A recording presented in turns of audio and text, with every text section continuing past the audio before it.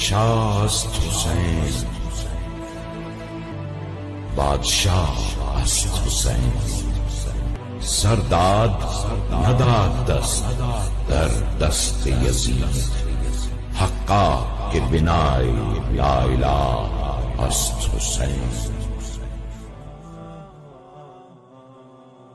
الحمدللہ رب العالمین والصلاة والسلام علی سید المرسلین، اما بعد فاعوذ باللہ من الشیطان الرجیم، بسم اللہ الرحمن الرحیم. الحمدللہ آج چھٹا محرم الحرام، جس کا موضوع امام پاک کی فرزدق شاعر سے ملاقات، امام پاک کی قاصد کی شہادت اور آپ کی روانگی اور امام علی مقام کی تقریر، اس بارے میں الحمدللہ آج ہم گفتگو کریں گے. امام علی مقام 3 ذی الحجہ سن 60 ہجری کو اپنے اہل بیت و خدام کے ساتھ 72 افراد کے ہمراہ کوفہ روانہ ہوئے. جب آپ مکہ معظمہ سے نکلے تو اہل مکہ میں کوہرام مچ گیا.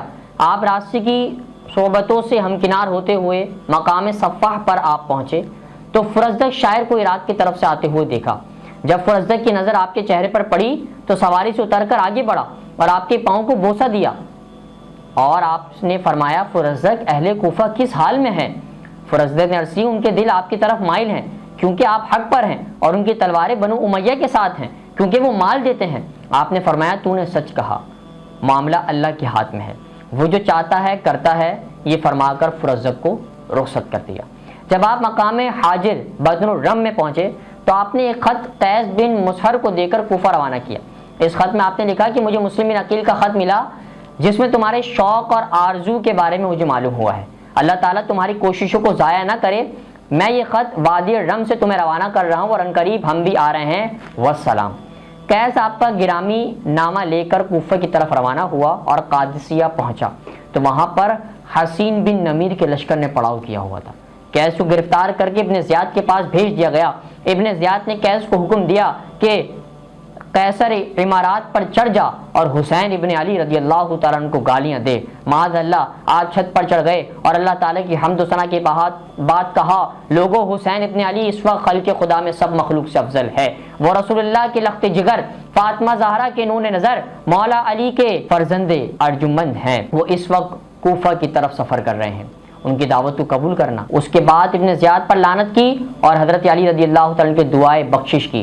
ابن زیاد غضبناک ہو گیا. اس نے حکم دیا کہ قیس کو اونچی چھت سے اس طرح گراؤ کہ اس کے جسم کے ٹکڑے ٹکڑے ہو جائیں. چنانچہ آپ کو اس طرح گرا دیا گیا کہ ہڈیاں ٹوٹ گئیں. امام علی مقام کے قاصدوں کو اس طرح شہید کیا گیا. امام علی مقام نے مقام ضرورت میں قیام پذیر فرمایا تو وہاں قریب ایک خیمہ نظر آیا. پوچھا، یہ کس کا خیمہ ہے؟ لوگوں نے بتایا، ظہیر بن قین الجیلی کا خیمہ ہے، وہ حج سے فارغ ہو کر کوفہ جا رہے ہیں.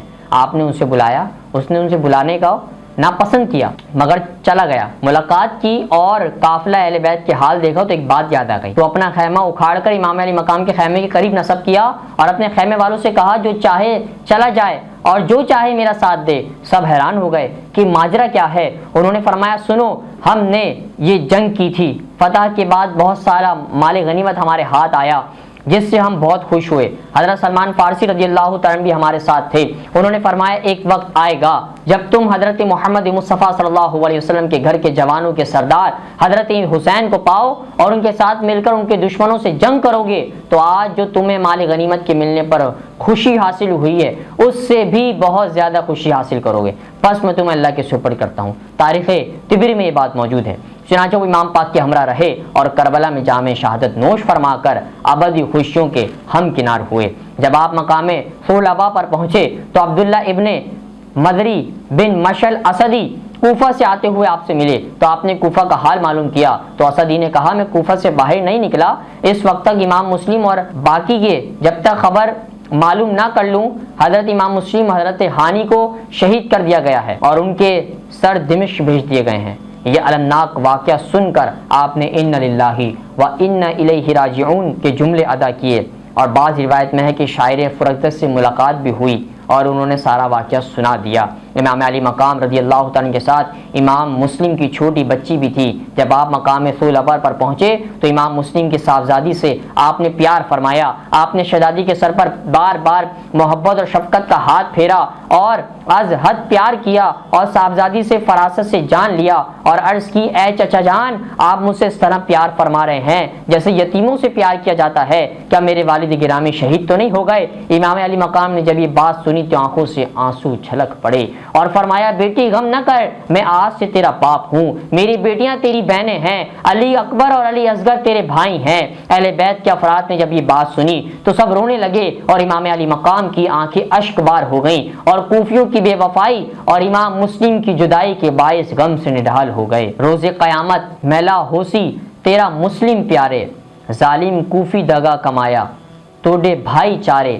امام علی مقام کی بارگاہ میں ایک شخص نے حاضر ہو کر عرض کی کہ ہم آپ کو خدا کا واسطہ دیتے ہیں، آپ واپس لوٹ جائیں، کوفہ میں آپ کا کوئی حامی و مددگار نہیں ہے، ہمیں ہمیشہ اندیشہ ہے کہ جو آپ کے داعی ہیں وہی آپ کے دشمن بھی ہیں۔ ان کی بات سن کر امام نے فرمایا کہ ان لوگوں کے لیے اور ان لوگوں کے بعد زندہ رہنے میں کوئی بھلائی نہیں ہے۔ قافلہ جب قادسیہ سے آگے بڑھا تو حر بن یزید 1000 سواروں کے ہمراہ پہنچا۔ ظہر کے وقت امام علی مقام امام حسین نے اذان کا حکم دیا۔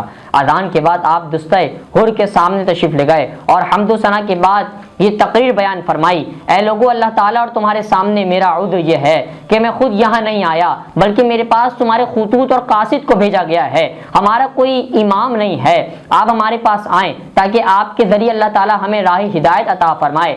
اب میں آیا ہوں تو تم لوگ اپنے قول و اقرار پر قائم رہتے ہوئے مجھ سے ایسا عہد و پیمان کرو جس سے میں مطمئن ہو جاؤں تو تمہارے شہر میں چلوں، اور اگر ایسا نہیں ہے بلکہ تم میرے آنے سے ناخوش ہو تو میں واپس جانے کو تیار ہوں۔ یہ سن کر سب خاموش ہو گئے، کسی نے کوئی جواب نہ دیا تو آپ نے مؤذن سے فرمایا کہ اقامت کہو۔ آپ نے حر سے پوچھا میرے پیچھے نماز پڑھو گے یا الگ پڑھو گے؟ اس نے کہا حضور امامت کروائیے، ہم آپ کے پیچھے نماز پڑھنے کو تیار ہیں۔ آپ نے امامت کرائی، دوست دشمن سبھی مقتدی تھے۔ سلام کے بعد آپ نے پھر خطبہ ارشاد فرمایا کہ لوگو تم تقوی پر رہو اور حقدار کو حق پہنچاؤ تو یہ خدا تعالیٰ کی خوشنودی کا باعث ہوگا۔ ہم اہل بیت ان مدعیان سے حکومت کے زیادہ حقدار ہیں، ان لوگوں کا کوئی حق نہیں ہے، یہ تم پر ظلم سے حکومت کرتے ہیں، لیکن اگر تم ہم کو ناپسند کرو اور ہمارا حق نہ پہچانو اور تمہاری رائے اب اس کے خلاف ہو گئی ہو جو تم نے مجھے اپنے خطوط میں لکھی اور قاصدوں کی زبانی پہنچائی تھی تو میں واپس چلے جانے کو تیار ہوں۔ پھر فرمایا حر نے کہا خدا کی قسم مجھے ان خطوط اور قاصدوں کا کوئی علم نہیں ہے۔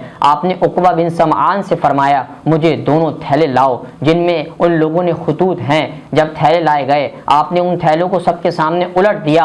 حر نے کہا میرا ان خطوط سے کوئی تعلق نہیں ہے، تاہم میں آپ کو مشورہ دیتا ہوں کہ آپ ایسا راستہ اختیار فرمائیں جو نہ آپ کو کوفہ پہنچائے اور نہ واپس لوٹائے۔ میں ابھی ابن زیاد کو خط لکھتا ہوں، آپ یزید کو لکھیں، شاید اللہ تبارک و تعالیٰ عافیت کا کوئی صورت پیدا کر دے۔ آپ نے یہ بات منظور کر لی اور قادسیہ سے بائیں کی طرف مڑ کر چلنے لگے۔ حر بھی ساتھ ساتھ چل رہا تھا۔